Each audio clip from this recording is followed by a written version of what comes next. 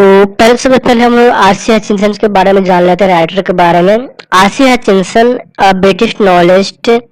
आसिया Hutchinson एक British उपन्यासकार है।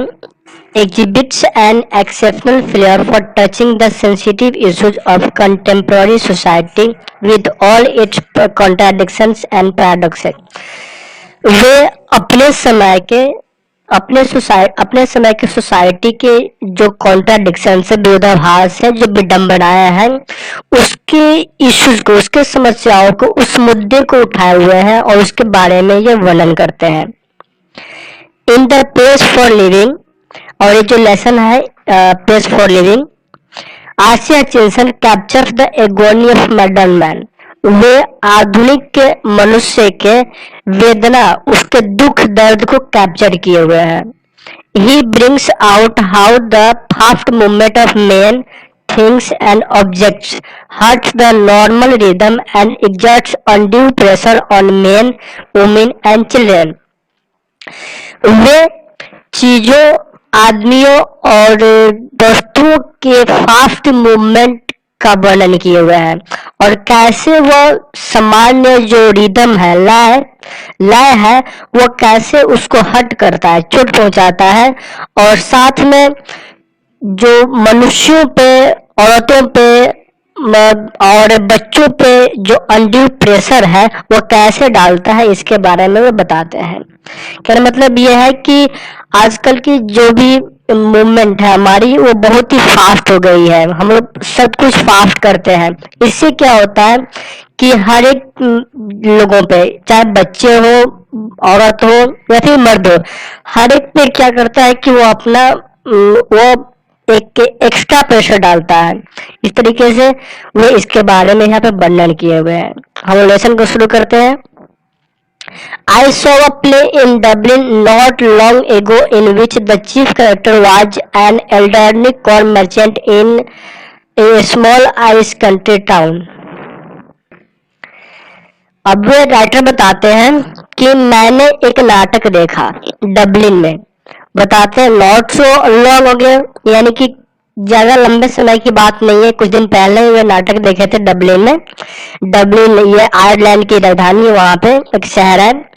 Which the chief character was an elderly corn merchant, जिसका जो चीफ कैरेक्टर था, यानी कि मुख्य भूमिका में जो था, वो एक एल्डरली कॉर्न मर्चेंट था। कहने मतलब ये है कि वो प्रौढ़ था और वो मक्के का व्यापारी था। In a small Irish country town, एक छोटे से आयरलैंड के टाउन में। He was a man of many anxieties, वह एक ऐसा आदमी था जो जिसके बहुत सारे चिंता थे, बहुत सारे उसकी प्रॉब्लम थे उसके पास। His heart was decay, उसका दिल कमजोर था। His nephew was cheating him, उसका भतीजा उसे चीट कर रहा था। Nephew, his wife and had the fantastic notion of spending 10 on a holiday, और उसकी वाइफ के पास से प्रत्येक हॉलीडे पे 10 खर्च करने का एक फैंटास्टिक नोशन था, प्रवृत्ति थी। वह मतलब कि 10 रुपए खर्च करते थे। Altogether, the pace of life was getting too much for him। कुल मिला जुला करके उसके लिए जो पेस जो है लाइफ की, वो मतलब कि ज्यादा थी, वो उसके जैसा नहीं था जितना चाहिए, कुछ ज्यादा हो रहा था वो pace. In a moment of despair he uttered a great cry from heart, और एक क्षण में, अचानक निराशा के एक क्षण में वो क्या करता है, अपने दिल से एक चीख निकालता है, उसके दिल से एक चीख आती है।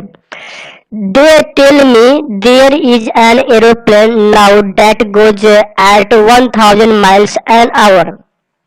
लोग कहते हैं मुझे कि अब एक ऐसा प्लेन है जो कि 1 घंटे में 1000 माइल जाती है। Now that's too fast, अब यह क्या है, बहुत ही ज्यादा फास्ट है, अत्यंत फास्ट है वो। For me that was the most enchanting line in the play, अब ये राइटर बोलते हैं कि वह जो लाइन था नाटक में वह मेरे लिए सबसे एन्चेंटिंग था, मतलब मनमोहक लाइन था। The man's complaint was so gloriously irrelevant to his own situation. यानी कि जो आदमी की कंप्लेंट था वो इतना मतलब कि अच्छे तरीके से ढंगे तरीके से मतलब कि था, वो असंबद्ध था उसके अपने सिचुएशन से।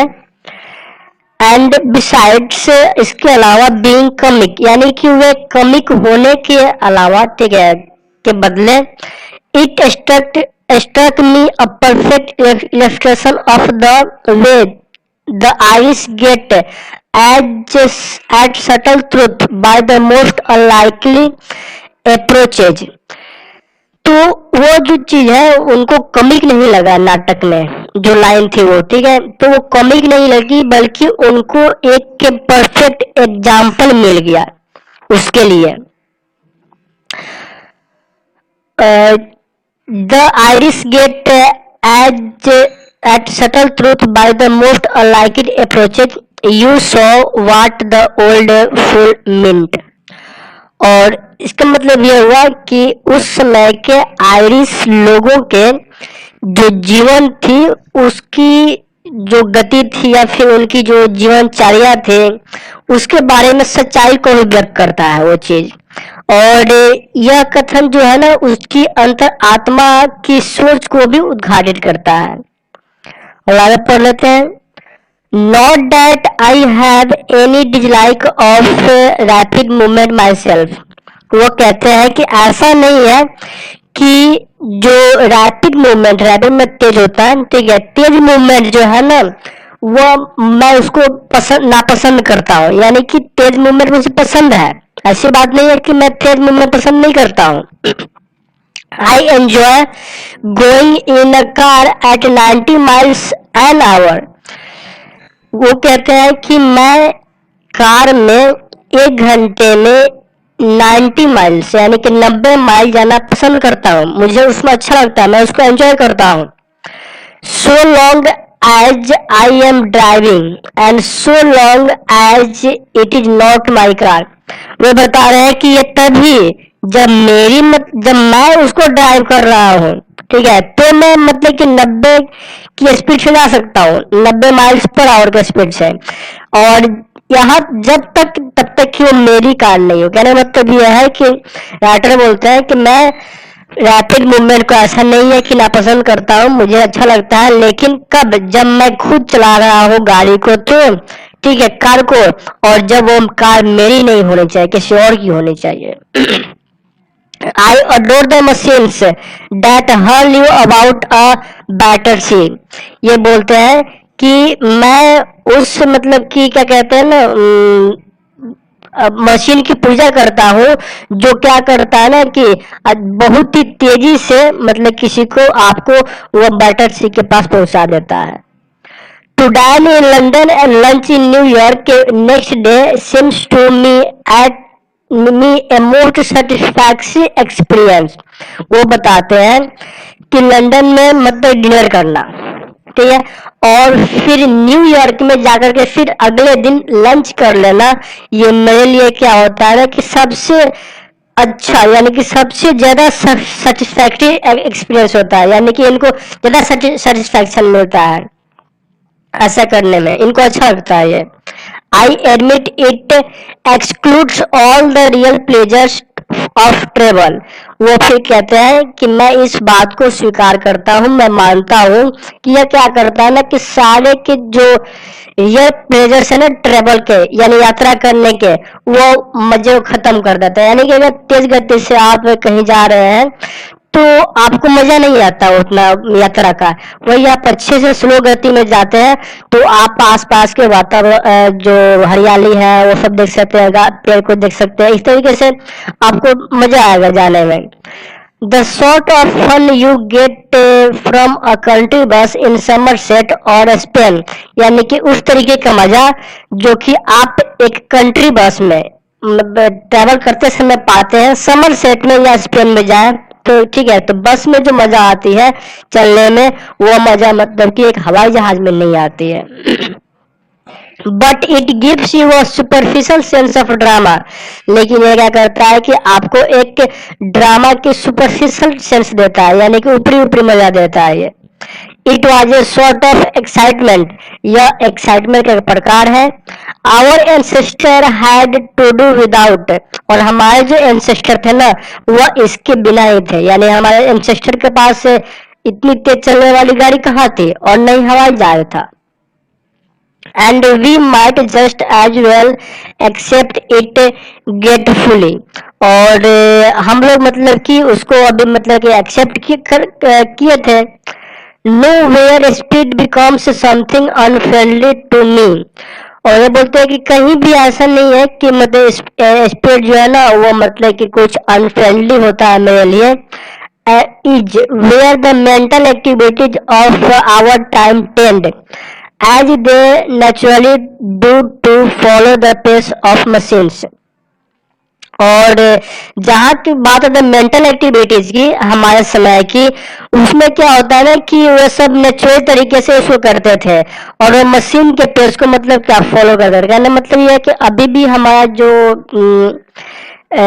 हम लोग जो करते हैं ट्रेवल करते हैं, तो हम लोग जितना तेज गति से बाइक चलाते हैं फिर कार चलाते हैं, तो हम लोग मशीन पर बिल्कुल ध्यान दिए होते हैं कि थोड़ा सा भी अगर बैलेंस गड़बड़ होता है तो हम लोग का खतरा हो जाता है। इस तरीके से अगर हमें तेज गति से, जितना भी हम लोग तेज गति से चलते हैं उतना ही हमें ज्यादा ध्यान देना पड़ता है मशीनों पे, और हमें मशीन की गति को फॉलो करनी पड़ती है। I speak with prejudice because I belong to a tribe of slow thinkers। और फिर वे बोलते हैं कि मैं प्रेजिस के साथ मतलब कि बोलता हूँ, और क्योंकि मैं एक स्लो थिंकर की जो ट्राइब्स है, यानी कि जो मंद बुद्धि के लोग हैं, जो कम धीरे धीरे सोचते हैं, उसी ट्राइब से मैं बिलोंग करता हूँ, मैं उसी का मेंबर हूँ।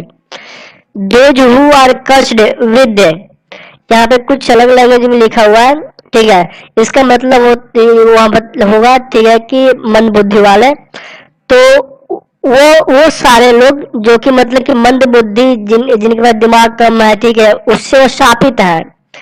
People who light on the most devastating repartee about 4 hours after the party over, और लोग जो कि क्या करते हैं ना कि अपने समय को लगभग 4 घंटे पार्टी खत्म होने के बाद भी वो बातचीत में क्या करते हैं, बर्बाद करते हैं, ठीक है, वो बहस होता है लोगों की और वो बर्बाद करते हैं।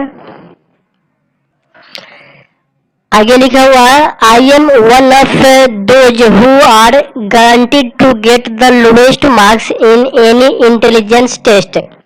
राइटर बताते हैं कि मैं उन लोगों में से हूँ जिनको अगर कभी एक इंटेलिजेंस की टेस्ट हो, यानी कि अगर दिमाग को चेक करने वाला टेस्ट हो, तो उसमें सबसे कम मार्क्स उन्हीं को आएगा, उनमें से सबसे कम मार्क्स लाएंगे।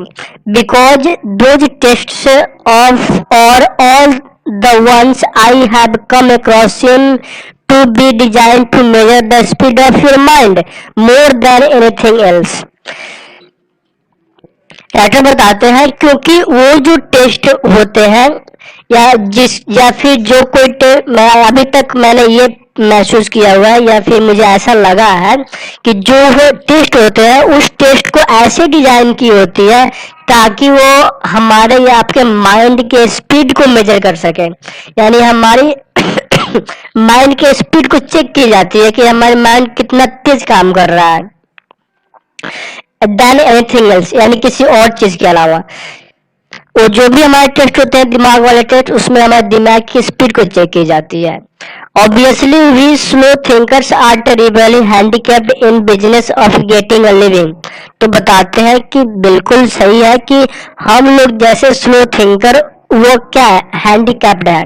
हैंडीकैप्ड है किस मामले में, क्योंकि हम लोगों को ना लिविंग नहीं मिल पाएगी, रोजी रोटी पाने में हम नहीं मिल पाएगी, क्योंकि अगर हम लोग स्लो थिंकर है, हम लोग क्वेश्चन को जल्दी जल्दी नहीं कर पाएंगे तो हमें जॉब नहीं मिलेगा, हमें रोटी नहीं मिलेगी।